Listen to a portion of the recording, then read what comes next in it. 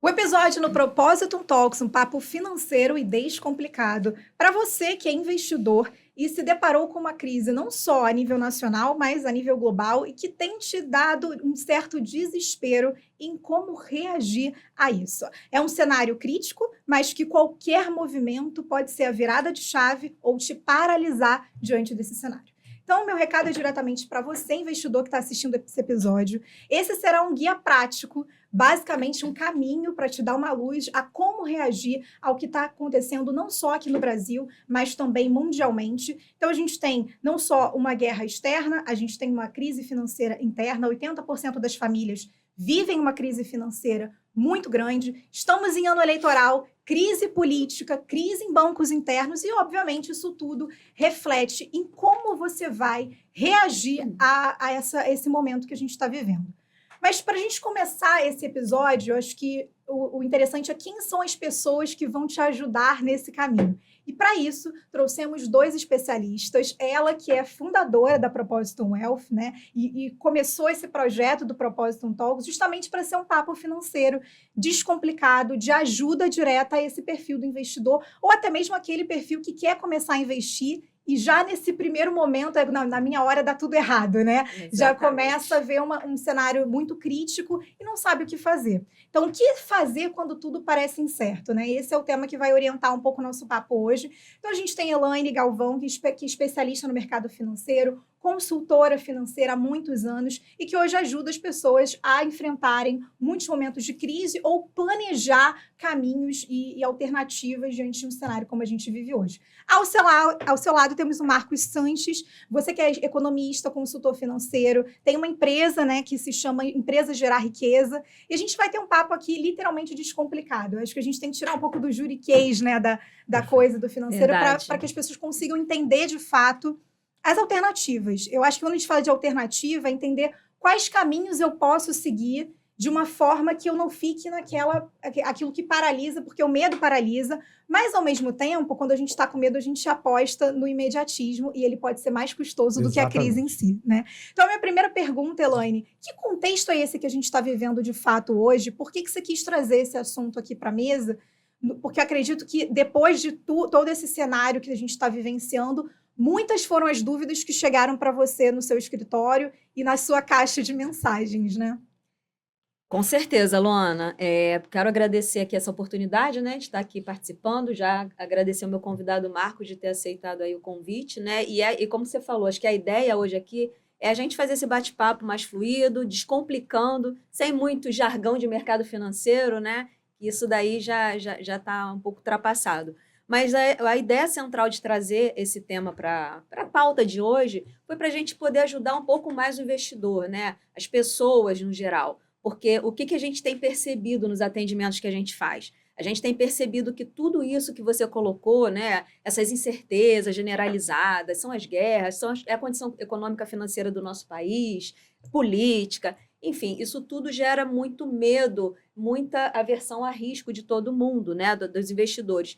E muitos chegam até nós, de fato, assim, muito temerosos, sem saber o que fazer, né? E a ideia foi de como a gente coletou tanto dessas informações ao longo dos últimos meses, principalmente, eu quis trazer aqui como uma forma da gente poder hoje comentar um pouquinho, desmistificar muita coisa, né? Dar uma orientação. Eu digo que o nosso papel como consultor financeiro hoje é ser um guia, é fazer ali um mapa, né, para que as pessoas consigam trilhar mais facilmente aí essa seara financeira que é desafiadora, não é tão simples assim. É verdade. Perfeito. Marcos, muito do que a Elaine falou agora são das dúvidas, né? Então, quando a gente pensa em criar um episódio, pode ser um guia prático, e não é receita de bolo também, né? Mas é um caminho, e cada caminho esse sugerido, sugestionado por vocês, e que vai atender ali cada perfil do investidor. Perfeito. E aí, o que eu queria trazer para você, esse contexto inteiro que a gente até começou a falar aqui no episódio, que a gente não está vivendo só uma crise interna, mas uma crise global. E o que isso tem impactado diretamente a vida do investidor hoje, seja ele o investidor que está há muito tempo nesse mercado ou aquele investidor que ele está começando, é um principiante na questão do investimento? Ótimo. Também queria agradecer a oportunidade, o convite da minha amiga Elaine, e é um prazer estar aqui com vocês. Bom, quando a gente pensa primeiro no investidor iniciante, ele ouve essas notícias e ele fica meio sem saber o que fazer, né? Ele vai mais para esse lado do medo, como você comentou, que gera aquela paralisia. Só para que você tenha uma ideia, semana retrasada eu recebi uma mensagem de uma pessoa que me acompanha lá no Instagram, que falou assim: Marcos, tenho 600 mil reais parado na conta corrente. O dinheiro está parado na conta corrente. Não está nem na poupança, que é o pior investimento, se eu posso dizer dessa forma, né? Porque ele falou assim: eu não sei o que fazer e estou com medo. Esse pequeno exemplo que eu estou te dando é de uma pessoa que não investe e está com um dinheiro considerável parado por não saber o que fazer. Porque essa quantidade enorme de informações, né, gera dúvidas, sem saber para onde ir, né? Então, o investidor iniciante, ele fica desorientado, né, e gera uma paralisia. Agora, o investidor iniciante que já investe, quando ele vê essas informações todas, ele vai para o desespero. E é o que você comentou no início, ele toma decisões que são amargas. Ele saca todo o dinheiro, se ele tem uma ação, um investimento numa ação, que a ação está desvalorizando, ele não se importa se está perdendo dinheiro ou não, ele saca com medo de perder tudo, por falta de informação. É ação imediata ali, É uma né, ação pra tentar imediatista, né, da luta ou fuga, né, que o medo gera esse comportamento no ser humano, né? E, na verdade, em muitas vezes, em algum momento nós vamos falar sobre isso, na hora que as ações, falando de ações especificamente, na hora que as ações estão caindo, aí que é a hora da gente comprar, aí que é a hora de investir. Ou seja, o que era para ser observado como uma oportunidade é observado como um risco para o investidor iniciante. Já o investidor que, vamos dizer assim, já é avançado ou já tem uma certa experiência,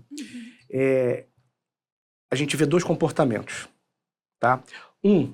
Aquele comportamento de que ele acha que ele já tem experiência suficiente, porque ele já teve algum sucesso em algum momento investindo, ganhou um percentual, e aí ele toma uma decisão baseada na autoconfiança dele e ele acaba perdendo tudo em alguns casos.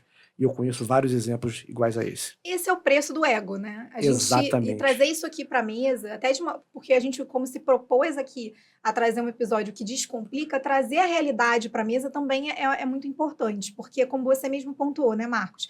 O perfil daquele investidor, que ele acha que ele sabe muito, que ele não precisa de uma consultoria especializada sobre aquilo, já faz com que ele tenha uma atitude ali arriscando tudo, e isso pode ser mais custoso do que a própria crise, né, Elaine? Com certeza. Quando a gente olha, o Marquinho colocou muito bem, o Marcos colocou muito bem essas informações, a gente entende que o mercado financeiro ele não é só a respeito de números, mas principalmente comportamentos, né? Exato. E quando a gente começa a perceber isso e a internalizar isso, a gente consegue navegar melhor nesse universo dos investimentos, né?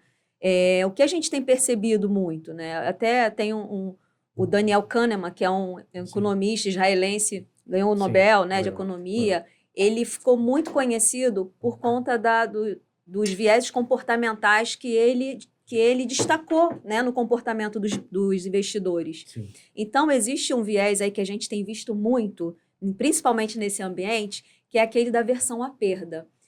Então, como é que é esse viés, né? É o que o Marquinhos colocou mais daquele cliente, daquele investidor experiente. Não importa o quanto que ele tenha ganhado, né? Se ele apostou numa ação ou se ele acreditou numa ação e ele colocou e a ação subiu 20%, 30%, mas se ela cair 1%, a dor dele do 1% vai ser maior do que a percepção do ganho. E aí o que ele vai fazer? Ele vai sair. Nesse caso, ok, ele realizou lucro, mas existem casos, né, onde o investidor ele toma decisões tempestivas que isso acaba prejudicando ele, né? E aí também esse viés comportamental. E no caso anterior, por exemplo, ele ganhou 1%, mas é uma ação que tem uma perspectiva, mas por conta de um momento de mercado que acontece, e isso acontece muito quando o investidor ele tem ali uma estratégia, né? Ou às vezes nem tem estratégia, mas ele está alocado numa operação por conta de achismo ou até o que ele leu, mais uma vez, e ele sai antes do tempo e aí ele sai com uma queda de 10%. Se ele aguardasse um tempo médio, mínimo daquela ação, né, se ela tivesse ali um plano específico, ele teria, na verdade, realizado um lucro futuro. Então, a gente precisa entender que o mercado, o que movimenta mais, assim, o que a gente vê na prática dos investidores é esse viés comportamental. Ele, muitas das vezes, ele acaba jogando contra, ele acaba vindo contra o comportamento do investidor. E somado a isso, existe também o livro Psicologia Financeira, né, Sim. do autor americano, que me fugiu o nome dele agora. Ele fala que, em geral, o ser humano, falando de investimento, ele trabalha como se fosse um pêndulo. Uma hora ele está na ganância e a outra hora ele está no medo. Exatamente. Uma hora ele está ganancioso demais, e aí é perigosíssimo, e outra hora ele está no medo, que também é perigoso. Então, assim, a gente precisa ter humildade para reconhecer que o nosso comportamento, como a Elaine bem falou, nosso estado psíquico, ele é um grande direcionador das decisões financeiras. Eu costumo pensar, eu acho interessante pensar que hoje em dia muitas pessoas fazem automedicação consultando a internet, né? Você vai lá no Google, Sim. você diz qual é a dor que você está sentindo, Exatamente. na IA, e vai lá e então vou tomar essa receita aqui, porque a inteligência artificial deu aquela resposta. Quando, na verdade, isso é perigosíssimo. Você tem que ir no médico, né? Você tem que consultar um especialista. Então, eu acho que a gente tem muito esse papel, né? De ser um especialista, porque não é apenas aquela fotografia que você está vendo. Você tem que entender o filme como um todo. Exatamente. Nesse ponto, Marcos, até um pouco do que a Elaine falou, dessa questão de momentos de turbulência, o que dita muito o próximo cenário é como você reage a ele. E isso está correlacionado ao comportamento. Sim. E aí, nesse momento que a gente vive hoje, em que tudo a gente acha na internet, um boom de informações de todos os lados, você vive um campo minado em que você altamente você fica muito paralisado, ou você tem, por medo, a ação imediata, que foi o que a gente começou a falar, e você acaba apostando tudo em um único recurso. Você entra em uma síncope porque você viu certas informações ou você procurou errado, e a IA, ela tende a ser bajuladora, então ela vai falar o que você quer ouvir, o que você está tendencioso a querer ouvir. Isso é muito perigoso, justamente por isso que você está falando, Marcos, porque se dentro do cenário financeiro, principalmente de investimento, as coisas elas fluem como um pêndulo. Sim. Se você fica muito para um lado, isso também pesa na balança e pode pesar muito, principalmente em momentos de turbulência. Com certeza. Apenas só acrescentando exatamente esse ponto que você falou, que é assim, ó, falando da IA, do Google, da busca de informação, de uma série de informações que estão à disposição, né? A gente precisa pensar, e eu e a Elaine conversávamos essa semana sobre isso também, que na verdade é o seguinte, os sites de notícia no mercado financeiro, os principais perfis de educação financeira, os principais canais do YouTube de educação financeira, as principais mídias, vamos por assim dizer, do mercado financeiro, elas pertencem às instituições financeiras do Brasil. Então, os grandes bancos, as grandes corretoras são proprietários majoritários ou participantes do maior canal de educação financeira do Brasil, por exemplo. Então, quando você ouve ali uma informação, ou uma orientação, ou uma sugestão, uma recomendação de investimento, você precisa saber que por trás daquela recomendação, muito provavelmente, existe ali o interesse da instituição que está por trás. E veja, não estou dizendo de algo que seja ilegal. Sim. Isso é lícito. Isso não é um crime. Se eu fosse o dono, se fôssemos sócios da maior corretora de investimento do Brasil, faríamos a mesma coisa. Né? É estratégia.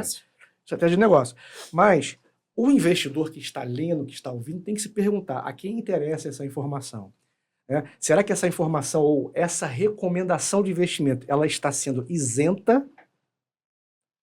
Ela vem a partir de profissionais, por exemplo, a Elaine e eu, que não temos essa, vamos dizer assim, esse carimbo, esse sobrenome por trás, né? Sim.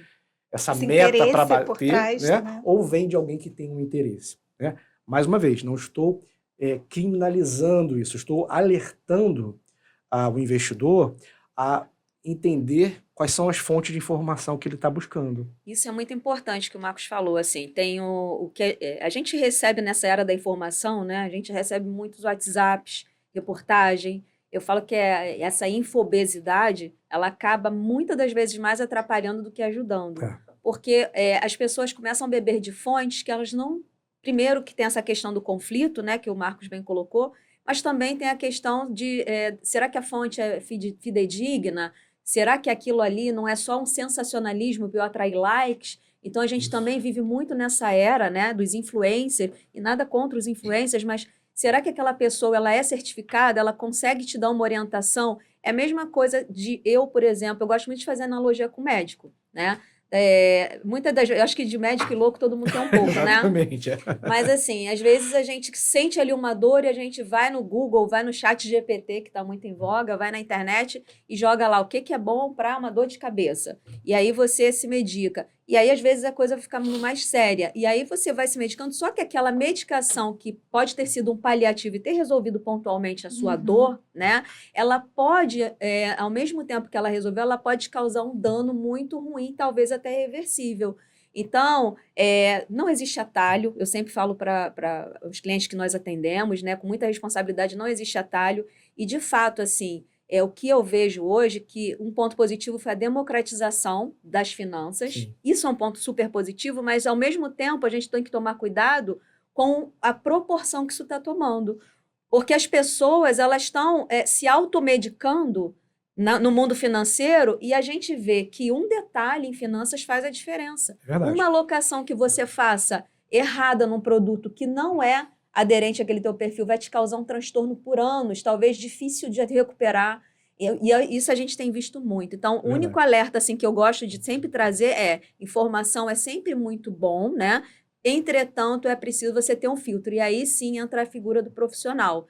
É importantíssimo você ter um profissional que caminhe ao seu lado e de preferência isento. Isso. Ou seja, que ele trabalhe nos seus interesses e não nos interesses de um banco, de uma corretora, né? Mas ele defenda ali os seus interesses, porque você vai saber exatamente que ele está ali te guiando rumo à sua melhor jornada financeira. Nessa questão de educação financeira, tem até que a gente falou um pouco do ego, de você se sentir investidor há muito tempo, entender que você tem uma expertise, mesmo que mínima, isso não te faz ser um especialista. Exatamente. E aí acaba que a gente também vem de um movimento em que quando você faz muito uma coisa, as pessoas acreditam que você já é automaticamente um especialista e te chancela dessa maneira.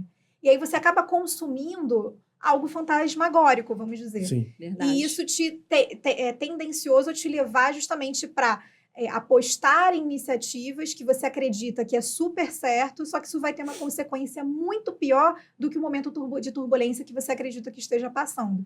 Então, eu acho que, Marcos, você podia trazer um pouco agora, né, que você até tinha comentado antes, dessas dúvidas que vêm... por mais que você acredite estar no caminho da certeza, vem mais dúvida na era da informação, que ainda é da desinformação, do que, de fato, uma certeza. Então, a verdade é que todo mundo está se sentindo muito solitário e a solidão te faz ter uma busca desenfreada por informação, só que nem sempre essa informação é correta e por mais que você tenha a informação que você acha que seja correta, isso não te faz ser um especialista naquilo. Perfeito. Há uma semana atrás, se não me falha a memória, eu participei de um evento com alguns empresários.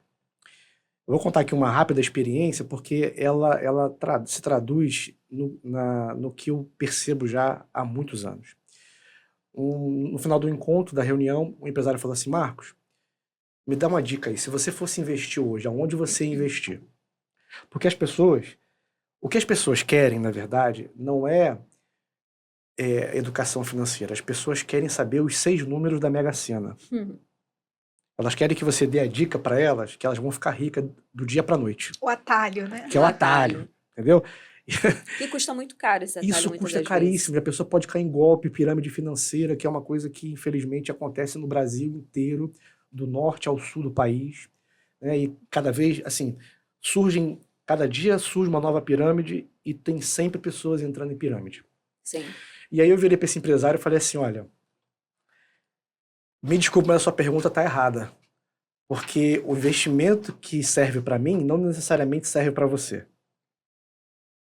Então, as pessoas gostam muito, por dinheiro ser uma coisa associado à confiança, assim como você precisa, por exemplo, de um psicólogo, um psiquiatra, né? Você pede uma indicação para alguém, geralmente você também recorre a alguém da sua confiança para pedir informação de finanças.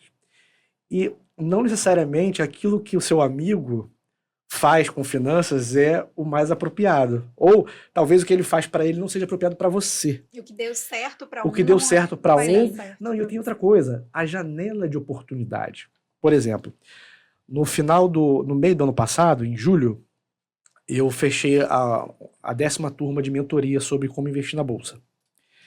E ali eu ensino como você investir na bolsa de maneira estratégica, não especulativa. O que é especulativa? Não é para você, não é uma aposta. Você investe com consciência, com fundamentos, né? E assim, eu não vou falar percentuais aqui para não dar a impressão de que o meu método faz a pessoa enriquecer. Não é isso. Mas o resultado foi expressivo, de julho até dezembro do ano passado. Por quê? Porque dentre a questão técnica que a gente compartilhou, a janela de oportunidade, aquele período de tempo era oportuno para isso.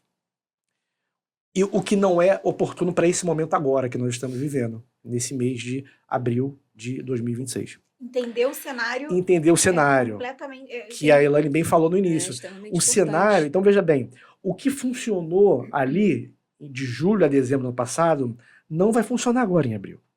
Então as pessoas querem muito copiar e colar, né? Nesse mundo de marketing digital, o marketing digital é uma ferramenta maravilhosa, mas a gente vê muito isso. Olha, vou te ensinar as 5 dicas que só vai copiar e colar, vai dar resultado. Em finanças não é assim Não que existe funciona. receita pronta, né? Não é assim, cada caso é um caso.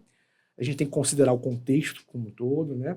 Para poder direcionar o melhor tipo de recomendação, de carteira, de carteira para aquele cliente, entendeu? Em cenários de turbulência, que é um cenário muito crítico, e é exatamente por isso que esse episódio ele foi Aham.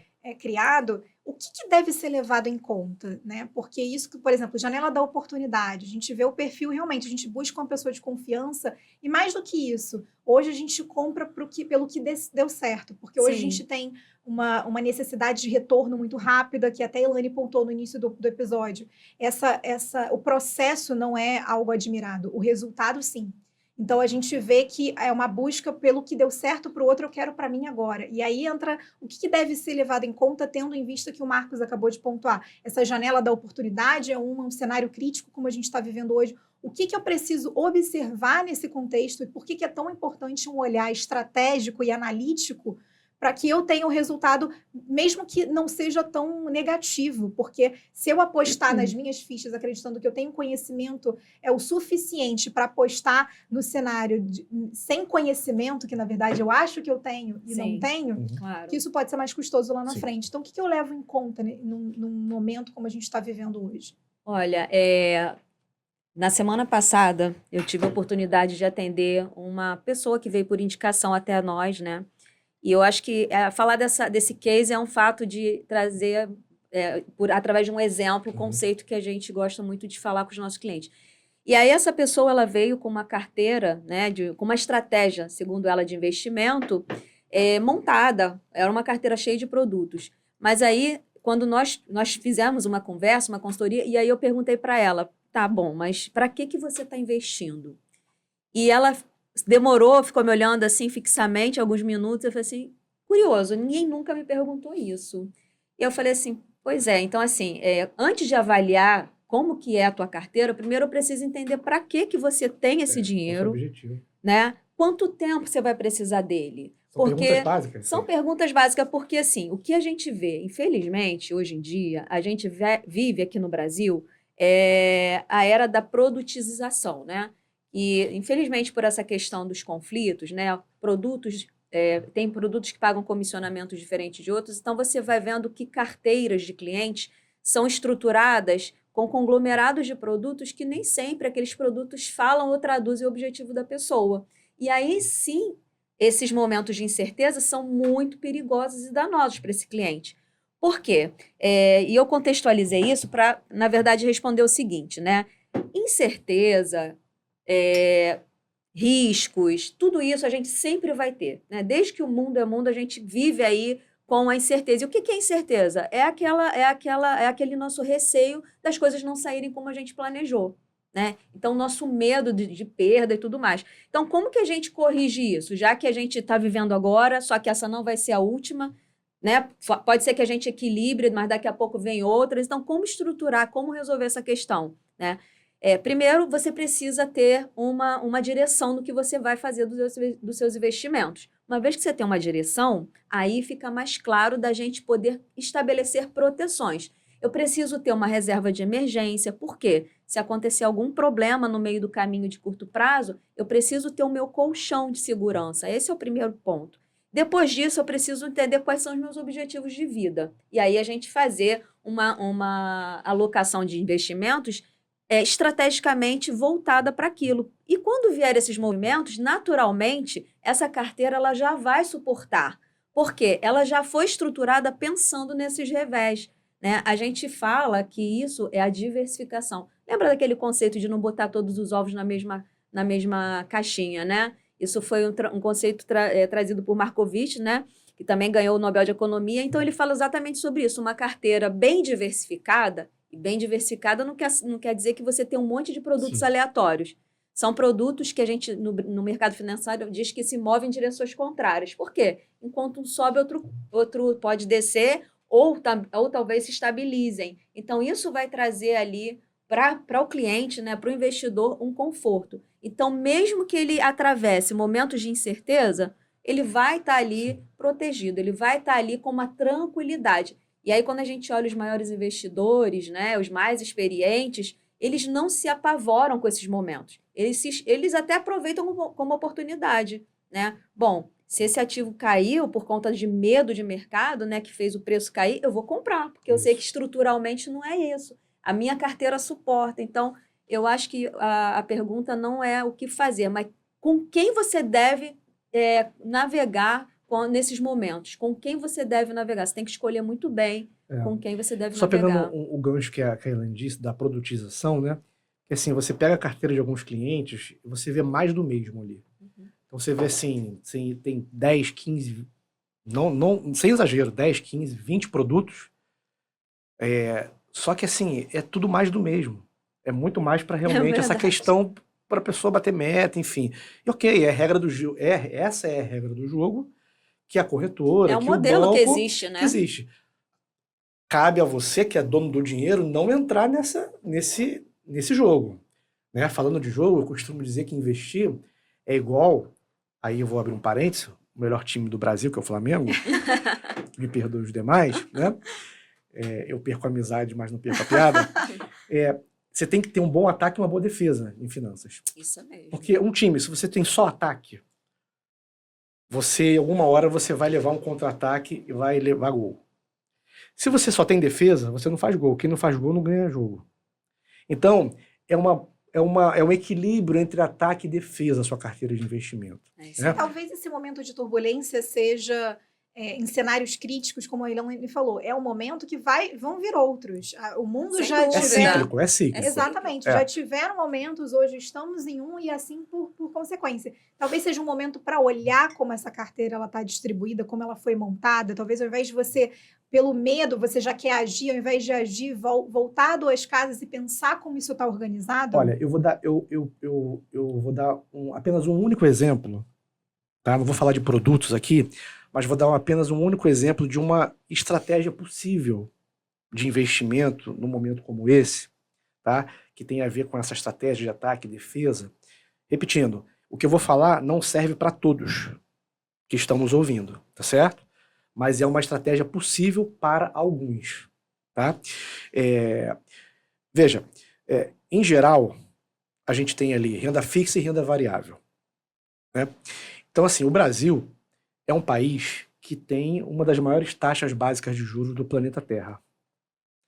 Se a taxa de juros alta, a taxa Selic, ela freia o avanço da economia, por outro lado, ela remunera nominalmente bem a renda fixa. Sim. Então, se a gente está hoje com uma bolsa em alta e a renda fixa também alta, eu não vou investir na bolsa em alta. Eu vou deixar meu dinheiro na renda fixa, uma parte dele na defesa, e quando a bolsa cair, eu posso alocar uma parte aqui em boas ações, tá certo? Para fazer gol. Então, essa é uma estratégia possível, muito simples, muito simplificada, resumida. Verdade. Concorda, Elaine? Concordo. Porque, assim, você tem, assim, em geral, você tem, na diversificação, ativos que a gente chama de proteção, que é para corrigir a inflação, dar mais liquidez, como a Elaine falou, Sim. né? E não está sujeito a muita variação e a muitas crises, tá? Em geral, é alguma coisa de renda fixa que a gente está falando aqui, tá?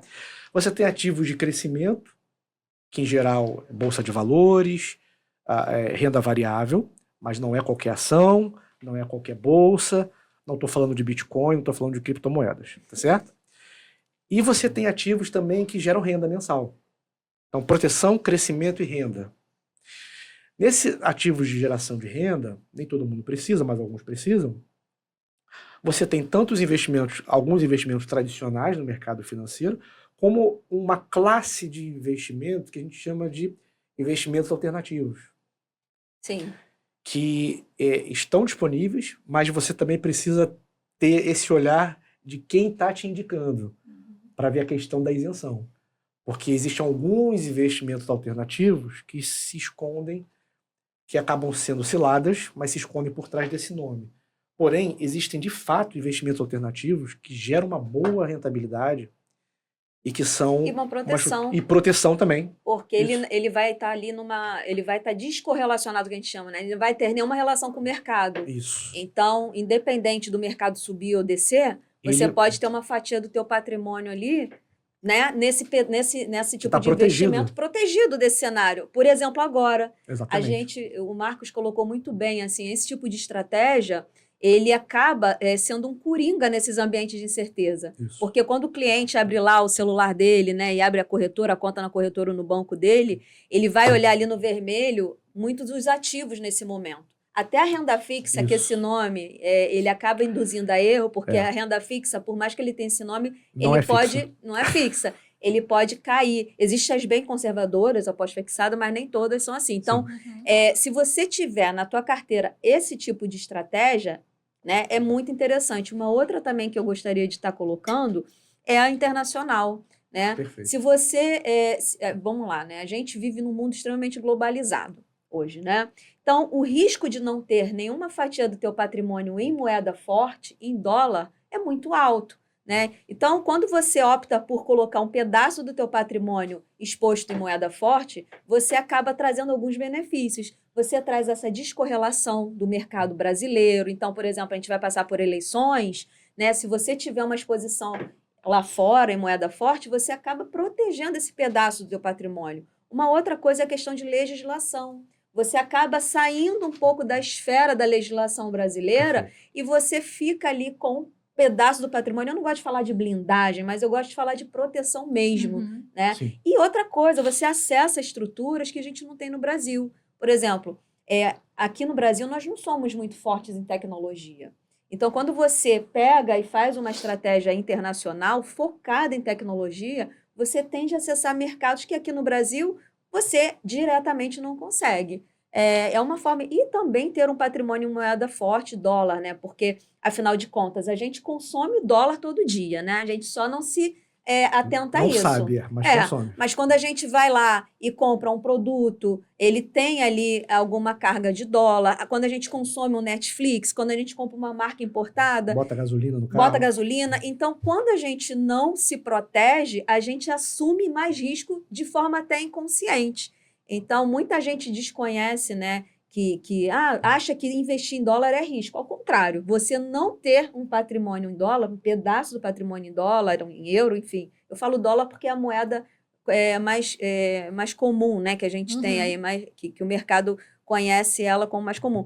Mas, assim, quando a gente não tem isso, aí sim você está muito sujeito a risco. Nós temos um parceiro, um amigo, que ele faz a seguinte analogia. Ele fala assim, olha, eu vou te dar uma mochila com 1 milhão com dinheiro. Vou te apresentar 2 mochilas que eu vou te entregar daqui a 10 anos. Essa é boa.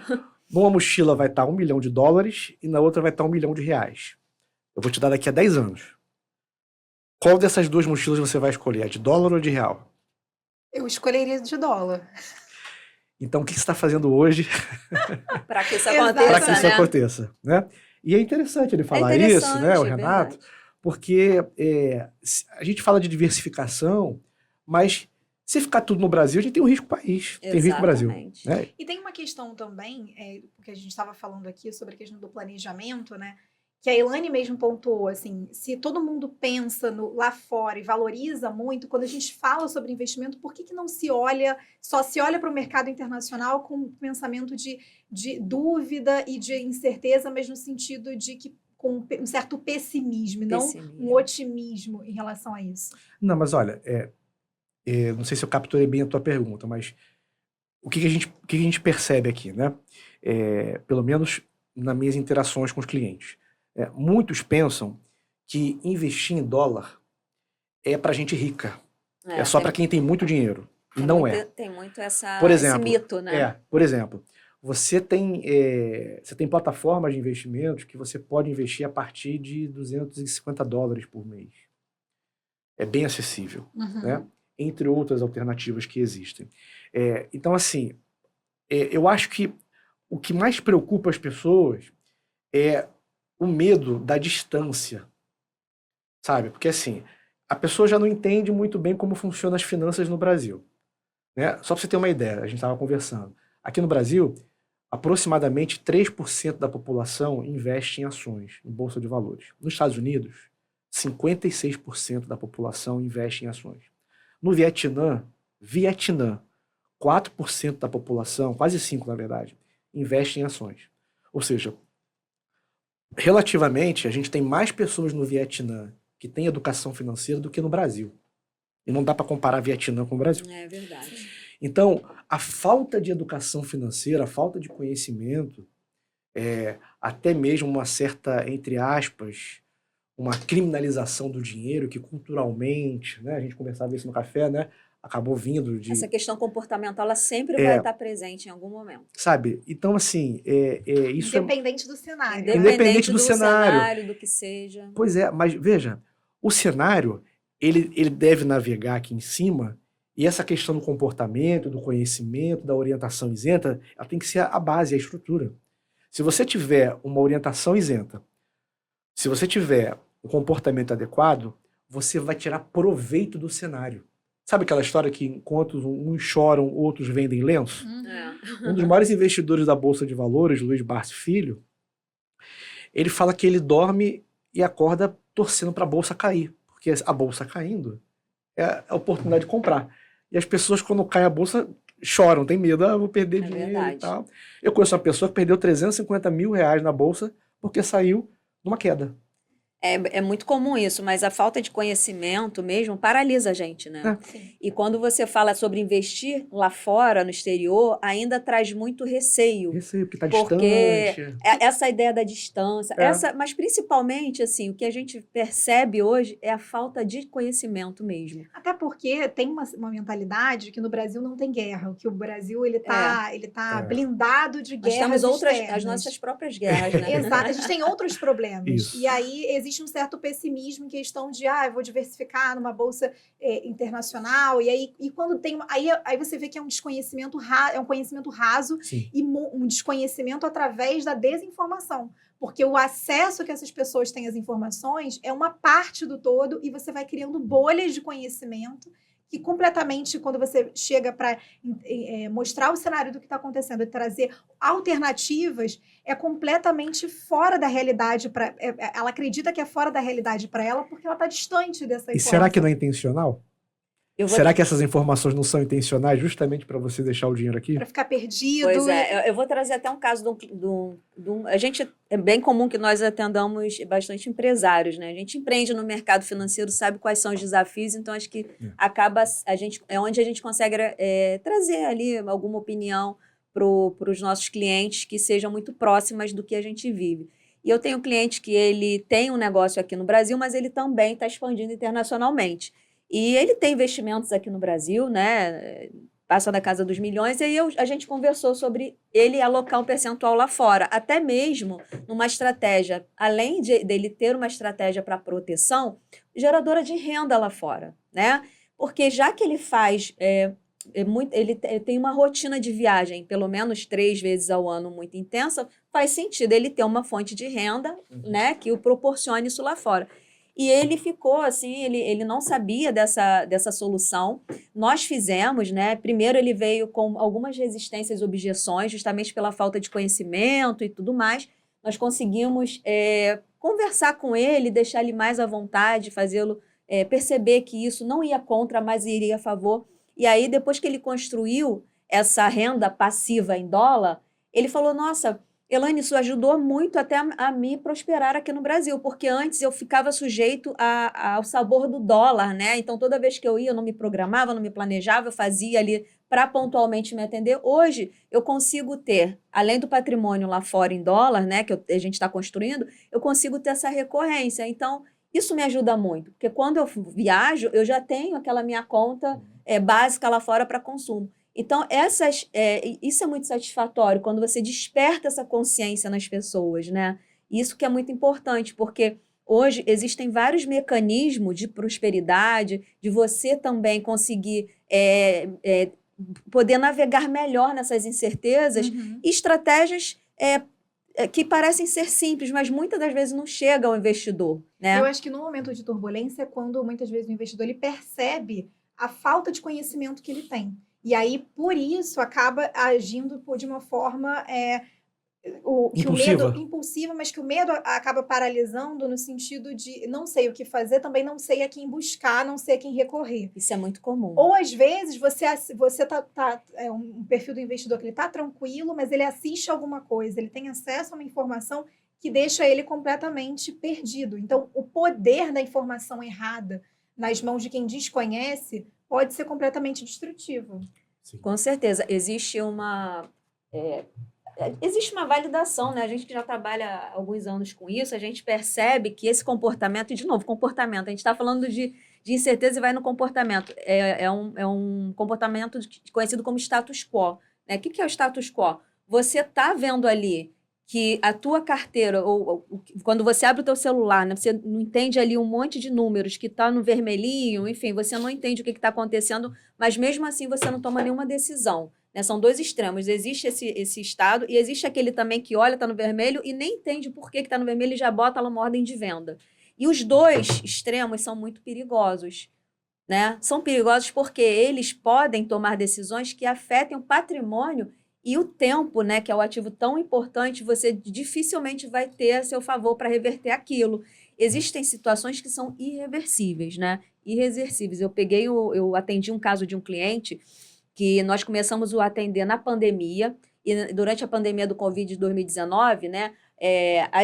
Quem já estava posicionado em bolsa em ações, em bolsa de valores, teve um comportamento de cair, de ter uma queda generalizada e uma incerteza, e as pessoas realizarem até com prejuízo. Uhum. Mas teve a outra frente daquelas pessoas que ainda não tinham acessado esse mercado e foi bem oportunista, porque os preços estavam muito lá embaixo. Então, eu tive um caso de um cliente que entrou nessa situação, ele não conhecia o mercado, entrou, a gente fez uma estratégia para ele à ocasião, dentro do perfil dele, é importante destacar isso, dentro de uma responsabilidade do que ele entendia, de qual risco ele estava assumindo, ok?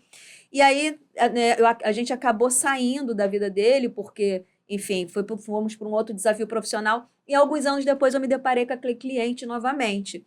Só que aquele potencial de ganho que ele gerou na pandemia gerou um excesso de confiança nele, que é um outro tipo de comportamento. E aí ele foi assumindo e foi aumentando as posições desproporcionalmente ao que ele, né, ao objetivo dele. E o que aconteceu? Isso reverberou numa queda, num prejuízo de mais de R$500 mil.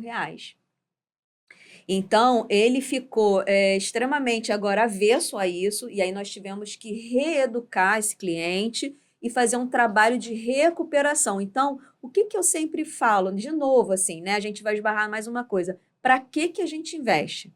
Esse é o primeiro ponto. Segundo ponto, tenha um profissional de confiança que não seja orientado, de preferência que não seja orientado por comissionamentos. Que ele vai ali estar segurando na tua mão e ele vai estar vai haver um alinhamento de interesse de quando você ganha, ele também ganha. E tem uma outra coisa também, Elaine, que eu já tive alguns exemplos parecidos com isso que você falou, que eu percebo que é o seguinte: quando o investidor ele tem um certo sucesso, alcança um certo resultado, ele acha que agora ele pode fazer dinheiro no mercado financeiro. Então, ele meio que transforma o investimento como uma fonte de renda. E não dá para fazer isso. Você tem que ser especialista para isso, tem que ter formação, tem que estudar muito. Verdade. Não dá para fazer isso baseado numa experiência de sucesso. E um caso isolado. Em um de caso muitas isolado, vezes exatamente, acontece. entendeu? Então, eu já vi muita gente perder dinheiro por isso. Sim. Tem muito a ver com o caso desse teu Tem. cliente. Porque, assim, E é mais comum do que a gente imagina isso. então, assim, olha, é importante dizer, o mercado financeiro não vai te enriquecer. Você tem que trabalhar, Sim. ganhar dinheiro e botar esse dinheiro para investir e botar esse dinheiro para trabalhar para você. Mas não significa que a sua fonte de renda hoje, no presente, pode ser, e você vai investir ao longo do tempo, você ganha juros compostos, você vai ganhar na renda variável, você vai atingir seu objetivo traçado pelo profissional, e lá na frente você vai construir o seu colchão, né, de patrimônio que vai pagar a sua aposentadoria, ou comprar sua casa, ou patrocinar o seu objetivo definido lá no início, como a Elaine falou. Porém, não faça do mercado financeiro a fonte de renda para pagar suas contas mensais, para que você não acabe assumindo riscos desnecessários, né? E desproporcionais. E desproporcionais. Né? E você, é igual você querer pilotar um avião sem saber pilotar avião. Sabe, andar eu sei pilotar asa delta, mas porque eu sei pilotar asa delta, eu vou saber pilotar um avião? É completamente diferente. Mas isso vem muito dessa falsa concepção de que se eu estudo minimamente sobre um assunto, eu me torno especialista automaticamente sobre ele. Não é. E aí acaba que a gente vê hoje um movimento, inclusive, que é uma pergunta que eu acho que a gente tem que fazer aqui para esse investidor que está assistindo a gente, que é se ele tem um plano que responde ao mercado quando cai 20%, ou quem decide por ele nessas horas. E aí a gente falou muito sobre comportamento, que é decisivo, janela de oportunidades, né? O cenário, estudar o cenário, se você não tem um conhecimento, admitir e procurar uma consultoria que te ajude, que seja isenta de qualquer outro tipo de comissionamento que envolva uma empresa maior por trás. Então, eu acho que, às vezes, a gente acaba consumindo tanto conteúdo que leva a gente a acreditar que o nosso caminho, a nossa... eu acho que a galinha de ovos de ouro é uma só e é uma alternativa única, quando, na verdade, não. Então, em questão do momento de turbulência que a gente está vivendo hoje, quais são os 3 principais erros que vocês veem e que, inclusive, chegou para vocês esses erros como um padrão, assim, que a gente pode dizer que é um denominador comum nesse perfil do investidor em cenários de crise como a gente está vivendo hoje? Vamos Vamos dois. Cada um falar. Não, vamos lá, vou dar um exemplo, tá? Porque, assim, vou falar do pêndulo da ganância. Por que acontece? Em cenários de crise, a gente também tem os aproveitadores. Sim. Né?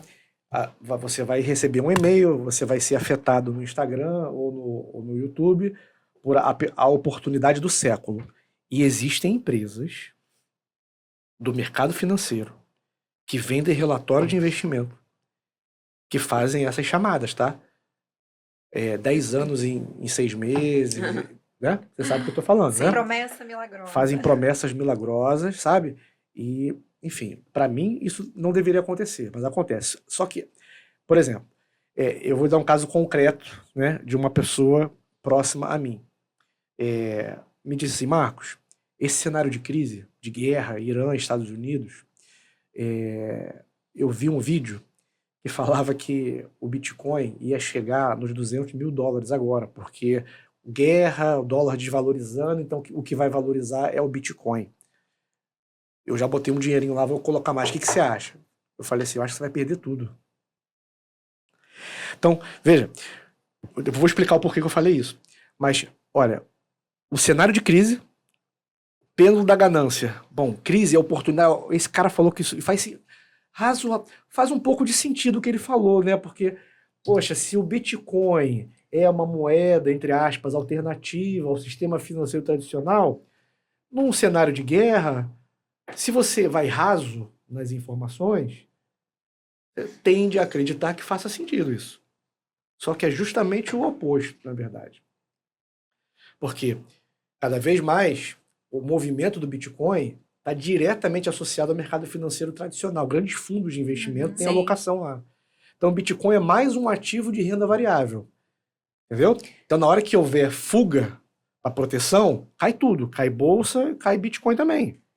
Então, não existe uma correlação direta. Então, assim, veja, momento de crise, essa pessoa querendo ganância. Sem conhecimento, Sem né? conhecimento, muito raso. Querer pegar a oportunidade de ficar rica do dia para a noite. É um fragmento de Aí, informação sem contexto estratégico. Que Aí eu vou te gera dar um leite. outro exemplo do outro lado do pêndulo, do medo. A gente teve aí uma empresa que, posso falar porque está na mídia e tal, o Banco Master quebrou, e na sequência uma empresa chamada Fictor, né? Quebrou também. Então, eu tenho conheço uma pessoa que tinha um dinheiro lá na Fictor e também tinha dinheiro em corretora. A pessoa me ligou e falou assim, Marcos, eu vou tirar todo o meu dinheiro da corretora, vou colocar na poupança do bancão X, PTO lá, né? Um bancão vermelho, e vou tirar uma parte do dinheiro e botar na minha casa. Olha só. É o medo, né? Botar dinheiro em casa. É o pânico generalizado, né? Entendeu? Então, a crise, para quem fica na informação rasa, não tem orientação, né, gera ou você vai acabar perdendo na ganância e você também perde no medo. Porque, por exemplo, você deixar dinheiro em casa é a maior furada que existe. Você tem um risco dobrado, O né? risco é dobrado. De perder pela inflação. Além de perder pela inflação, tua casa pode pegar fogo, você pode ser assaltado. Enfim, não faz o menor sentido isso. Quantas vezes você muda a alocação de uma carteira por conta de uma notícia? Né? Você perguntou sobre os principais riscos, né? Um outro risco esse que o Marcos falou da falta de informação, ele de fato é um risco muito presente do que a gente vê. Um outro risco também que a gente vê é a euforia, né? Ou é euforia ou é omissão, ou estagnação. E são, como a gente falou, são os dois extremos, né? E acaba reverberando na falta de conhecimento também. Então, o que acontece? Quando a gente vê um ambiente de muita incerteza, é aquilo, né? Eu vou lá e vou me desfazer dos meus ativos antes que virem pó, né? E às vezes foi por não é uma questão estrutural, né? É uma questão mesmo de mercado. Que você cíclica, precisa. passageira Exato. Também. Existe um estudo, né, que mostra que aquele índice S&P 500, né, que ele comporta as 500 maiores empresas listadas na Bolsa Americana, quem investiu em 1957 $10 mil, perdão, hoje tem mais de $6 mil, apenas por ter deixado o capital estagnado. Isso porque ele teve um retorno médio ao longo desses anos em torno de 10%. Então, esse é o poder do longo prazo. Então, o que a gente sempre fala para os nossos clientes que chegam até nós muito apavorados, a gente senta e fala, primeiro, o que fazer? Vamos entender primeiro o seu contexto. Vamos entender por que a sua carteira está assim. Porque é aquilo que a gente falou, né? O segundo erro é essa da euforia. E também, se você não tiver ali uma estratégia clara, né, para onde está indo o teu dinheiro, porque o Marcos bem colocou isso até de uma forma muito feliz. Ele falou assim, olha, quando a gente faz ali o investimento, né, a gente precisa, não é com o intuito de enriquecer, é com o intuito de você preservar o que você já conquistou até agora e você entender que você tem aquela reserva. E também, assim, você dar direções para aquele teu dinheiro. Porque o fato de você começar a ganhar dinheiro, né, e deixar tudo ou numa operação de renda fixa de um banco, concentrado por medo, e normalmente o medo vem pela falta de conhecimento, e deixar estagnado, você não vai destinar um propósito. E aí sim, quando vem esses momentos de crise, você vai ser pego ali de surpresa. Então, uma das coisas que a gente faz vamos entender, para que você tá, por que a tua carteira está assim? E quando a gente estrutura uma carteira, normalmente, né, muita coisa já vem precificado, né, Marquinhos? Sim. Quando os jornais mostram ali as notícias, o mercado já se antecipou muito a isso. Sim. Quando a gente fala que os juros vão cair, já está no preço do mercado. E o investidor, sem saber, por falta de conhecimento, toma decisões com medo naquela informação, mas algo que já está dentro do preço. Então, por isso a importância de você ter ali um profissional que tenha esse olhar mais técnico e traduza isso de forma simples no que você precisa do teu dia a dia. E cada vez mais um profissional especialista tem se tornado uma exigência e uma procura. Não é luxo, exatamente. Eu acho que hoje é mais uma necessidade. A gente vive complexidade de leis, a gente vive uma globalização muito grande e rápida, né? A gente está difícil acompanhar. Até a gente que é do mercado, a gente não para de estudar, verdade, o tempo a gente não para de se informar. Imagina, eu fico pensando, imagina quem toma decisões nessa velocidade que a gente está vivendo, nessa era da informação, de uma forma especulativa. Agora você vê, eu recebi até o convite da Ambima. A Ambima é a Associação do Mercado Financeiro, e eles têm um relatório muito interessante chamado Raio-X do Investidor. Muito bom. Vai ser divulgado agora dia 23, e eu acompanho todas as edições, né? É um trabalho de pesquisa de campo, com amostragem no Brasil inteiro. É um trabalho muito rico, em que você realmente tira um raio-x do comportamento, do perfil do investidor, né? Algumas coisas mudaram de alguns anos para cá, nesse comportamento. Porém, duas coisas ainda são muito fixas. Eu ainda não vi a última, que vai ser apresentada dia 23, né? Mas até a do ano passado, a gente via na série histórica que duas coisas se mantinham fixas, tá? Uma, quando o assunto é investimento, o investidor ele quer, ao mesmo tempo, proteção e alta rentabilidade. Ou seja, ele quer risco zero e quer ganho máximo. Ele quer o cenário perfeito. Ele quer o cenário perfeito, né? Então, a primeira coisa que a gente tem que desmistificar... Não existe olha só, isso. o cenário perfeito não existe. Tá certo? Esse é o primeiro ponto. Tudo na vida tem risco. Sim. O maior risco que existe é morrer. Não sabemos o dia que vamos morrer. Essa é a verdade. Segundo aspecto que não muda, praticamente não muda na série histórica, é o percentual de alocação em poupança versus qualquer outro tipo de investimento. Porque o brasileiro entende que a poupança é segura. Que se ele deixar o dinheiro na poupança, ele está seguro e também ele não precisa buscar informação. Ou seja, a falta de iniciativa de buscar educação financeira, de buscar um profissional... ignorância é o lugar seguro, né? Exatamente isso. Exatamente. Né? Então, veja, só que a poupança não tem a segurança que as pessoas pensam que tem. Ou seja, não protege. Ou seja, olha como é que é contraditório. Né? Eles querem proteção e alta rentabilidade. Não entrega nenhum nem outro. A poupança não entrega nenhum nem outro. Exatamente isso. E pelo contrário, ela tem um risco até relativamente alto, que as pessoas não sabem. E, em termos de retorno, na maioria dos casos é abaixo da inflação. Não traz nem retorno. Então, assim, você ainda está empobrecendo ao longo do tempo em deixar dinheiro na poupança. Que existe um desconhecimento de acreditar que o dinheiro na poupança é melhor parado do que você perdendo. É verdade. E é um conceito errado, mas que muitas pessoas, inclusive de outras gerações, têm porque entendem, porque eu acho que veem um movimento muito volátil e muita mudança o tempo inteiro e não quer colocar e apostar. Mas é cultural também. Exato. Eu lembro que eu era criança, minha falecida avó me deu um cofrinho assim para colocar na poupança. Ela tinha aberto uma poupança chamada Poupança Delfim. Isso revela a idade, né, Elaine? Com certeza. Não existe mais poupança caderneta de poupança Delfim. Não existe mais, né? Que depois foi migrada para o Banco do Brasil. Mas, assim, existe uma percepção de que a poupança é garantida pelo governo, e não é. A poupança não é garantida pelo governo. Ela tem aquele limitador, né? Não, e ela fundo garantidor, mas o fundo garantidor de crédito que não se aplica a todos os perfis de investidor. O saco de dinheiro desse fundo chamado FGC, que está inclusive em discussão, né, Marcos? Que está em discussão agora por causa do Banco Master, etc. E outros bancos. Olha, o saco de dinheiro que tem, o total de dinheiro depositado no FGC, ele cobre no máximo 3% de todo o dinheiro depositado nos tipos de investimento que ele assegura. Então, conta corrente, poupança, CDB, LCI, LCA. É verdade. Esses 5 tipos de investimento. Então, todo o capital investido nesses 5 tipos de ativos, o seguro só cobre 3% daqui.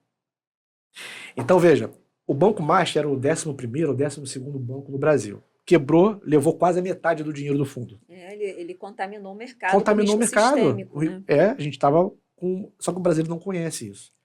Não sabe disso. A gente está caminhando agora para o final do episódio, mas muito do que a gente falou aqui é essa questão de olhar para o que você tem antes de tomar qualquer iniciativa. Sim. Então, olhar de uma forma estratégica. Se você não tem esse olhar estratégico porque você não conhece, não apostar no que estão vendendo para você, porque você não sabe o que está por trás disso. E olhando de um jeito estratégico, tendo uma pessoa ao lado, né? Um profissional que consiga te ajudar e te orientar. Porque foi o que a gente falou, né? E acho que esse foi o fio condutor assim, do episódio todo, de toda a nossa conversa aqui. A gente está numa era que a gente acredita que há muita informação, mas há muita desinformação, porque não há orientação. Então, conhecimento é diferente de informação. Não é porque você detém uma informação que você tem um conhecimento daquilo. Perfeito. Então, existe o que vocês podem pontuar aqui em questão existe algo que não muda em relação a um cenário de turbulência no mercado do investimento? Assim, mesmo que o mercado esteja ok, as taxas estejam, de certa forma, estabilizadas, quando vem uma crise ou vem um momento de turbulência, um momento de instabilidade, existe algo que não muda independente desses cenários e que é importante que esse investidor tenha isso em mente? Olha, Luana, eu acho que o importante é que o investidor ele se prepare para qualquer cenário que ele venha enfrentar. Isso é o mais importante. Então, não é só se preocupar nesses momentos de incerteza. É claro que no momento de incerteza eu não estou falando para ele não tomar nenhuma atitude, né? A gente sabe que é inerente ao ser humano, né? Ficar desconfortável. Por mais que você saiba que você tem ali uma pessoa que cuide do seu patrimônio, do seu investimento, você vai gerar algum desconforto.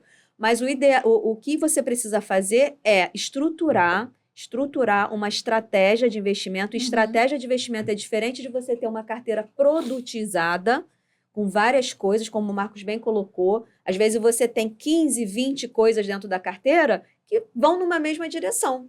E aí, se acontecer alguma coisa com o mercado, não está protegido, né? É uma proteção fraca. Então, independente do cenário que a gente já sempre vai ter, o ideal é que essa pessoa ela tenha claramente uma estratégia estruturada, entendendo ali o quanto que ela se sente confortável num caso de mercado desse jeito, né? Que existem 3 tipos de risco que eu gosto de dizer, né? Que é o risco de mercado. Esse risco a gente não consegue reduzir, mitigar. Existe o risco de crédito, que esse a gente até consegue ali, pelo menos escolher alguns ativos, a gente consegue reduzir, amenizar. E existe o risco de liquidez, que é aquele risco que é o tempo que você demora até aquele dinheiro de volta. Então, assim, desses 3 tipos de risco, o de mercado, que é o que a gente está falando, que está trazendo mais animosidade, é o que a gente não consegue mesmo eliminar. Então, como navegar? Bom, você tem que ter uma carteira que você saiba ali. Bom, dos 100% que eu tenho, independente do valor que seja, se 5% ali, por mais que eu tenha tido cuidado junto com o meu consultor, por mais que eu tenha tido ali, feito todo um estudo de análise, tem coisas que não dependem, né, da pessoa, é um risco de mercado. Se 5% daquele dinheiro ali eu perder, né, isso pode acontecer, ok? Se eu perder no risco de crédito, por exemplo, que é um risco de você não ter aquele capital, como que eu vou me sentir? Essa é a pergunta. Se eu sinto que eu não estou preparado para perder 5% do meu patrimônio, então eu não coloco aqueles 5% do meu patrimônio em risco. E aí eu preciso entender, fazer uma outra pergunta. Tudo bem, eu não vou botar em risco, mas então eu vou me contentar de estar recebendo uma rentabilidade média, de repente mediana, abaixo até da taxa de juros, mas eu quero mais proteção. Então, eu acho que o ponto principal, independente do cenário, é o investidor botar a cabeça no travesseiro e dormir. É ele entender até onde ele consegue ter ali de risco. E a gente faz aí, né, uma conexão com o que o Marcos falou sobre a ganância. Muitas das vezes a gente está num tipo de operação sem entender que aquela operação tem um risco e qual é o nível de risco. E quando aquele risco, né, que é o risco, né, o evento que a gente não espera, ele se concretiza, aí a gente fica, né, avesso. Então, a gente precisa entender, e é uma conversa que eu gosto sempre de ter com meus clientes, olha, de 100%, como que você se sentiria se esse pedacinho aqui falhasse? É o quanto disposto você está para... porque é isso, foi o que o Marcos falou, não né? Tem você certo quer errado. proteção, mas ao mesmo tempo você quer... Da mesma forma que você quer proteger o seu patrimônio, você quer alta rentabilidade. E não é possível ter o cenário perfeito sempre. E uma coisa que os clientes perguntam, falam assim, se fosse o teu dinheiro, Elaine, eu recebo muito essa pergunta, fala assim, se fosse o meu dinheiro, eu ia tratar de outra forma, mas não é o meu dinheiro, é o seu dinheiro. E conhecendo o seu perfil, os seus objetivos de vida, isso tudo que você já me colocou, se fosse o meu dinheiro, eu trataria de uma forma totalmente diferente, que eu não vou te dar aqui a recomendação. Mas o seu dinheiro, eu acho que faz sentido isso, e eu explico o porquê disso, disso. Você falou essa questão, né, dos clientes chegarem para você e falarem: Elaine, Marcos, o que vocês fariam? Aí a gente abre o Instagram, as redes sociais, é sempre: o que eu faria agora se eu tivesse... Exatamente. Exatamente. O que eu acho que você... Os 7 E a passos. pessoa isso. segue aquilo, né? Segue como se for... Mas Exatamente. aquela pessoa que está falando isso, talvez tenha um viés educativo, ok? Mas talvez ela tenha um viés de inclinação a uma monetização. E quando ela indica aquele produto... Pode ser que aquele produto para ela vai gerar alguma contrapartida. Mas para quem está investindo, será que para ele é bom? Exatamente. Olha, complementando o que a Elaine disse, em cima da tua pergunta, às vezes eu tenho um olhar assim meio acadêmico, né, assim, meio de professor, né? Eu já fui professor universitário também. E eu costumo dizer o seguinte: independente do cenário de crise ou céu de brigadeiro, vamos dizer assim, né? É uma coisa que não muda, na minha visão, além de tudo que a Elaine falou, você tem que ter o que eu chamo de método pai. O que é método pai? Não é pegar dinheiro emprestado com o pai, não é isso. É P de planejar, A de administrar e I de investir. O que acontece? As pessoas estão preocupadas em investir. Qual é o melhor investimento? Tá, vamos lá. Você quer saber o melhor investimento, né? Mas vem cá, como é que está o teu fluxo de caixa, o seu orçamento? Né? Tá sobrando dinheiro? Quantos por cento do que você ganha? Porque tem gente que, sei lá, vamos supor que é a pessoa que ganha 10 mil reais e gasta 10 mil reais. Essa pessoa não ganha nada. Porque tudo que entrou saiu. E ela está no risco tremendo, altíssimo, né? Se risco falhar altíssimo. ali o orçamento. Se ela ganha 10 mil e gasta 8, então a margem de lucro dela é 20%. Então, a gente começa também a explicar um pouco essa parte de administração.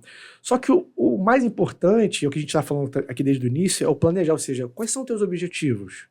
Né? Perguntar o que eu faço com o meu dinheiro é loucura, porque, por exemplo, meu perfil é arrojado. Eu faço operação com ações, com opções. Então, e o perfil o meu perfil algo a ser levado muito em conta, né? Não pode estar desassociado. Você tem que botar a cabeça no travesseiro e dormir, né? Porque no final das contas se você fizer uma coisa fora do seu perfil, você não vai dormir em paz. Não vai. Entendeu? Então, por exemplo, nessa parte de planejamento, você tem que identificar o seu perfil e quais são os seus objetivos com esse dinheiro. Há pouco tempo atrás, uma pessoa me ligou e falou assim: Marcos, eu vou comprar um carro daqui a 3 meses, mas o dinheiro está parado. O que eu faço com esse dinheiro? Eu falei: deixa parado. Mas como assim? Eu falei: deixa parado. Você vai usar o dinheiro daqui a 3 meses, tá me perguntando, quer que eu multiplique esse dinheiro em 3 meses, é isso? Você não opera na bolsa? Eu opero com o meu dinheiro. Se eu perder, o dinheiro é meu. Não, imagina, opera na bolsa para o horizonte de 3 meses. Exatamente, também no horizonte de 3 meses, você tá entendendo? Meu horizonte é de médio e longo prazo. Você tá preparado para pegar um financiamento, meu amigo? Exatamente. E é engraçado porque quando a gente vê especialistas na área financeira, sempre falam sobre processo. Então, essa talvez seja a carta na manga de quem entende. Sim. E tem uma experiência naquilo que se propõe a fazer na questão do investimento, que é o processo. É você investir em um bom profissional que olhe para aquilo e olhe para a sua necessidade. Que não vai te dar uma receita de bolo acreditando que vai tempos funcionar. De monjaro, que chama, né?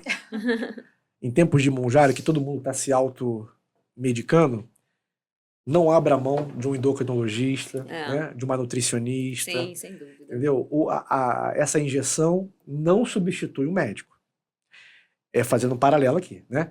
Então, assim, a autossugestão de investimento não substitui um profissional que possa te orientar da maneira mais adequada para que você tenha saúde financeira ao longo da sua vida.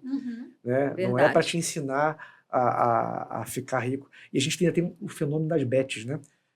Esse fenômeno das casas de apostas, né? Não, e você tinha pontuado que às vezes as pessoas elas acreditam que o investimento é uma forma de gerar riqueza, né? Gerar dinheiro, um trabalho. E muitas vezes as pessoas acham que a aposta é uma forma de você ter um trabalho. Veja, gerar riqueza, inclusive, é um termo da economia, tá? Não à toa o nome da minha empresa é Gerar Riqueza, Serviço de Educação Financeira. Mas o que é geração de riqueza? Geração de riqueza é você ter uma atividade econômica produtiva e que essa atividade econômica produtiva continue gerando produção ao longo do tempo, de maneira a alcançar não seus objetivos, mas também aos demais, né? Possa alcançar outras pessoas, né? Sim. Então, o que a economia faz o tempo todo, né? O PIB é a geração de riqueza do país. Então, geração de riqueza é movimento. Quando a gente fala de que a pessoa não deve olhar para o mercado financeiro para fazer dele o seu, Sua aposta, a né? sua aposta para ganhar, exatamente a sua aposta, os seus 6 números da Mega Sena, é essa lado da ganância. Agora, quando você tem um planejamento montado pela Elaine, por exemplo, que vai te ajudar no médio e longo prazo a tomar as melhores decisões de alocação do seu capital, isso vai gerar riqueza para você ao longo do tempo, que vai satisfazer teus objetivos, entendeu? Quando a gente recrimina essa questão de gerar riqueza, é aquela aposta de querer Sim. ficar rico do dia para Perfeito. noite, entendeu? São os atalhos, De ter né? a dica de ouro, né? Os 7 passos para ficar milionário, né? Mas é o que atrai, né? Infelizmente é o que atrai. A gente tem esse Muita viés, né? gente tem sido levado a esse tipo de conteúdo, né? E são O que eu pessoas faria no seu esclarecidas, né? caso. O que a gente vê são pessoas esclarecidas, mas às vezes são pessoas que buscam atalhos e não existe atalho. Não existe almoço grátis nesse existe. mercado. E esses almoços que são oferecidos grátis, eles vão ser bastante caros, né? Eu não estou falando de dinheiro só, Sim. é tempo, né? Que você talvez tivesse ali como cumprir o teu objetivo em 20 anos, você vai levar mais 20 anos e se torna 40, ele dobra o prazo. Então, você tem que tomar muito cuidado mesmo ao receber certas orientações, né? E uma coisa importante complementar, Elaine, é assim, porque existe um pouco disso também, sabe? O papel do especialista, ele não é a pessoa que vai decidir por você. Sim. Porque, veja, você pode ir no médico, ele te dá a receita, e você vai decidir não comprar o remédio, vai decidir não seguir a dieta. O investidor, seja ele iniciante ou já avançado, ele não pode transferir para o especialista a responsabilidade da tomada de decisão. Porque o especialista, ele vai explicar, ele vai colocar diante de você as possibilidades que aquela carteira de investimento pode te oferecer ao longo do tempo, né, baseado na análise que ele fez. E você decide sim ou não. Vai botar na balança, né? E veja, a gente não controla o futuro. A gente não controla nem o presente, mas a gente toma decisões no presente olhando para o futuro. Mas se é interessante falar isso, né? Porque dinheiro é uma coisa altamente explosiva, né? Exatamente. Eu já vivenciei experiências de que, por exemplo, dentro da carteira de investimento, a Elaine com certeza já passou isso também, você tinha ali, a carteira como um todo cresceu 12%. Só que teve um produto específico que estava negativo. E aí o cliente reclama com você, por que está negativo isso aqui? É uma aversão à perda, né? A pessoa olha lá o negativo, ele não viu que cresceu 12. Ele quer que tudo esteja positivo, e se está tudo positivo, nem sempre... Tá errado, né? Às vezes se tá tudo... Não, às vezes se tiver tudo positivo, é contra-intuitivo falar, mas você tem que desconfiar. Exatamente. Porque não vai ter a função ali do que a gente falou, né? Exatamente. E dentro do que a gente tinha falado sobre processo, a curto prazo pode parecer muito bom, mas dentro do objetivo desse investidor, a longo prazo pode não fazer com que ele alcance o objetivo dele, né? Sim, e afaste, distancie ele do que ele, normalmente do que ele busca. Para a gente fechar o episódio, eu queria que vocês dois... A gente falou muito sobre o comportamento, e ele é o que dita que o momento de crise ele vai testar tudo que você construiu enquanto patrimônio, né? E aí o comportamento é o que vai ditar o que como esse investidor vai reagir a uma potencial crise e como ele também enxerga a própria carteira de uma forma estratégica e não voltado para produto especificamente, né? E como que ele pode estar vendido a ideias, falácias muitas vezes, que vão orientar ele para o lado errado.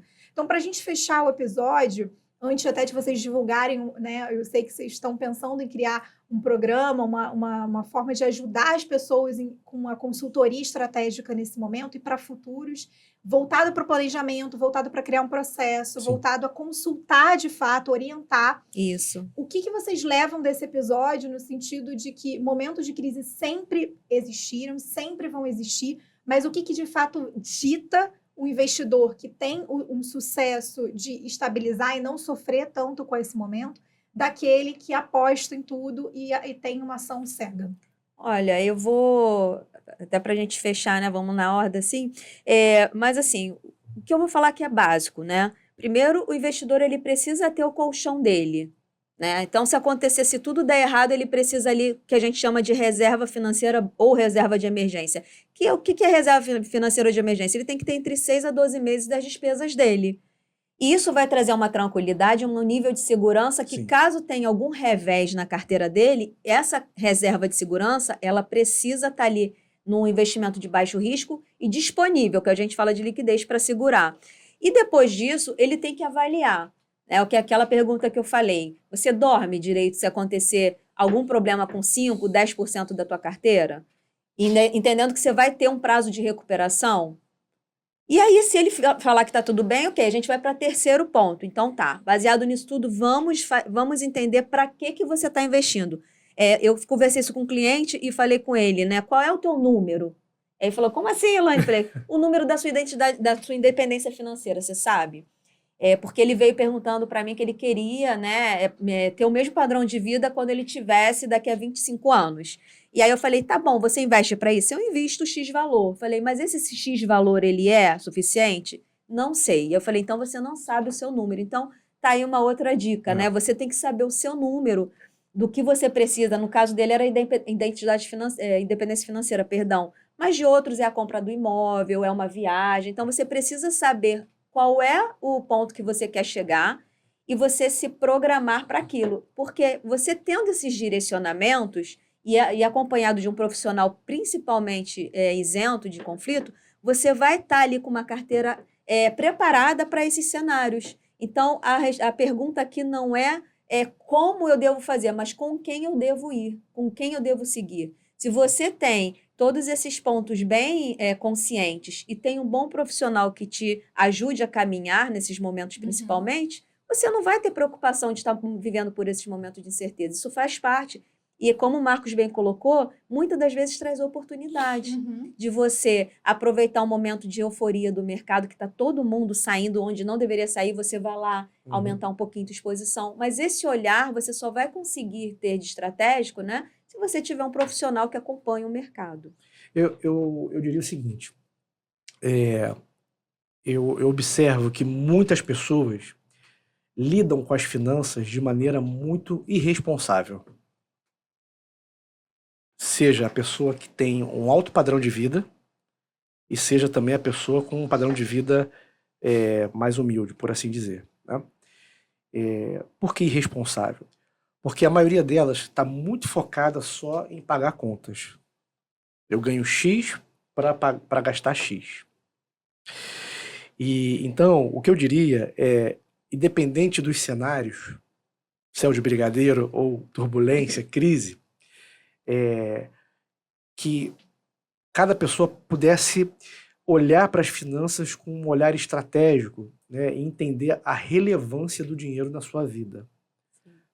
E não terceirizar para o banco, não terceirizar para o assessor, não terceirizar as decisões de investimento, né, para outras pessoas. Tomar para si essa responsabilidade.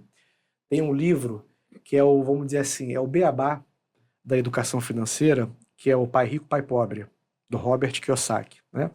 É um livro muito simples, mas ele acaba sendo um divisor de águas para essa chave, para esse entendimento. É verdade.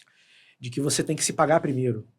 Muitas pessoas esperam ver o que sobra no final do mês para poder investir. E ele fala o contrário. Não.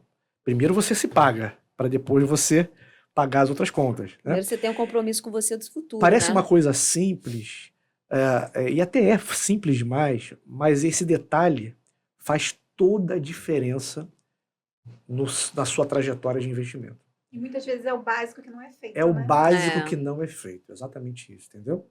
Para a gente fechar o episódio, vou pedir para vocês olharem diretamente aqui para a câmera, primeiro Elaine, para falar um pouco dessa consultoria, desse projeto, né, na verdade, que vocês pensam em fazer, e no Propósito Talks, justamente o propósito que isso tem por trás de ajudar as pessoas a entender melhor o mercado financeiro e entender como se preparar para qualquer tipo de eventualidade como a gente está vivendo, mas mais do que isso, se tornar um investidor que atravessa uma tempestade, um momento de turbulência, mas que não afunda em meio a ela. Então, como que essa consultoria vai ajudar essas pessoas? E queria que vocês direcionassem esse discurso agora para quem está assistindo.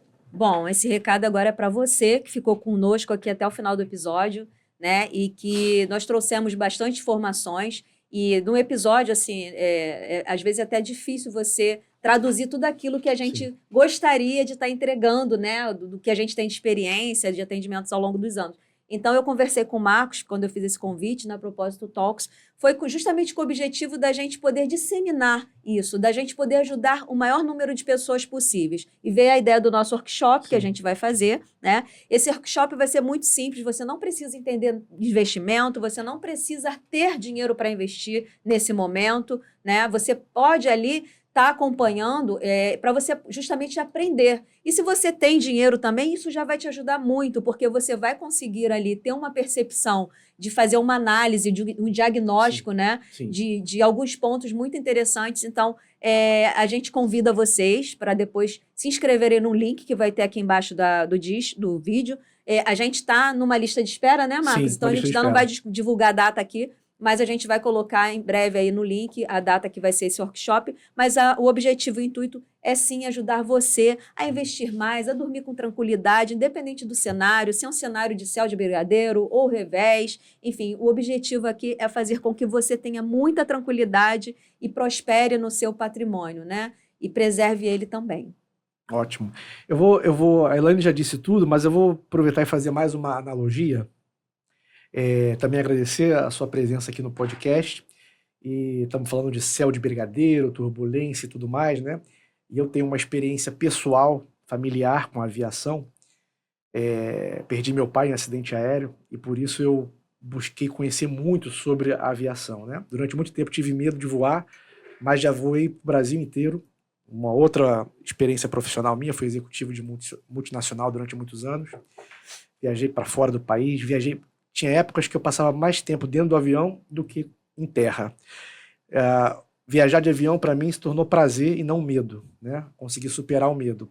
Mas eu gosto de fazer uma analogia das finanças com a aviação pelo seguinte: todo voo e a aviação mundial tem aproximadamente 0,001 alguma coisa de acidente, né? Todos os dias milhões de aviões decolam, né? É uma indústria chamada de erro base zero, praticamente, né?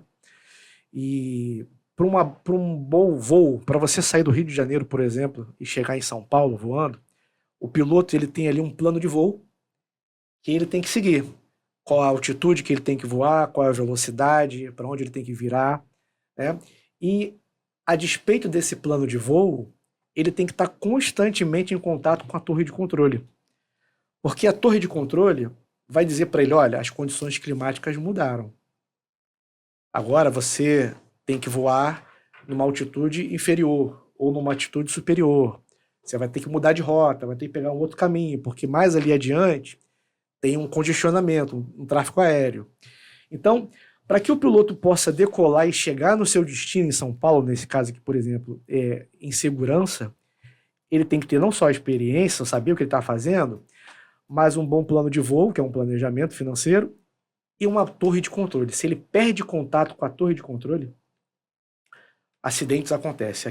O pior acidente aéreo do Brasil, que foi com o avião da Gol, que bateu naquele avião da Legacy, os pilotos americanos, foi porque perderam contato com a torre de controle. Então, veja, para que você chegue no seu destino final, nessa trajetória financeira, você tem que ter um contato com a torre de controle. Quem é a torre de controle? É um especialista. É uma pessoa que está enxergando o cenário de uma altitude um pouquinho maior, pela experiência que tem, pela visão que tem, pelos instrumentos que tem, né? Para poder te orientar nessa trajetória para você chegar até o final com sucesso. Então, considere isso nas suas decisões de investimento. Perfeito, Marcos, Elaine, obrigada pelo espaço. Acho que a gente falou muito sobre os caminhos sem atalhos, né? E Isso. o atalho, ele é muito vendido porque ele vende mesmo, ele é fácil de... Ele é sedutor, né? ele é sedutor, né? Ele é fácil de convencer, ele tem um poder de convencimento muito grande. E vocês trouxeram aqui que é o questionador, que o investidor precisa, na verdade, ser um grande questionador. Exatamente. Para onde ele está indo, quem está acompanhando ele, e como você mesmo disse, né, Marcos? O consultor financeiro é um especialista que ele atua como uma torre de controle para quem está voando. Com né? certeza. Então, que o consultor financeiro ele nada mais é do que o especialista, que é uma torre de controle para te ajudar no voo financeiro e alcançar o que você quer e pousar com segurança. Exatamente. Esse é o principal. Então, essa analogia foi perfeita. Muito obrigada. Para a gente fechar, eu trago essa provocação. Assim, o ruído, ele te paralisa, porque ele te dá um pânico, né? E o pânico, o medo, na verdade, o dinheiro, ele afeta diretamente a questão emocional, porque dinheiro é emocional. Então, o ruído, ele tem te paralisado. Na verdade, a crise não é o que define um prejuízo para o quanto você está investindo, ou para a sua carteira, a diversificação, o quanto você sabe. O que é realmente decisivo é o primeiro passo que você tem de reação a essa crise. E o que diferencia investidores que têm experiência, que têm conhecimento, é quando eles investem em um parceiro, uma torre de controle para acompanhar esse voo financeiro, que é justamente um especialista. A gente vive numa era de informação muito grande, mas informação é muito diferente de conhecimento. Então, a provocação que eu deixo aqui, que foi o que norteou, foi o fio condutor aqui desse episódio, é o quanto você acredita que sabe e por que não dar a chance de ser acompanhado e orientado por alguém que realmente trabalha diariamente cuidando de patrimônio de tantos profissionais, de tantas pessoas, tantos empreendedores e empresários hoje. Então, eu acho que o questionamento final é justamente o que você faz diante de uma crise é o que define a sua reação a ela. Então, realmente não é a crise que vai definir o próximo passo, é justamente o seu próximo passo que define como essa crise vai te impactar. Perfeito. Então, muito obrigada. E esse foi o episódio da Propositum Talks, que já está colocando aí em atividade uma consultoria, um workshop que vai te ajudar a alcançar a segurança financeira que você tanto almeja. Muito obrigada. Obrigada e aguardamos vocês. Tchau, tchau.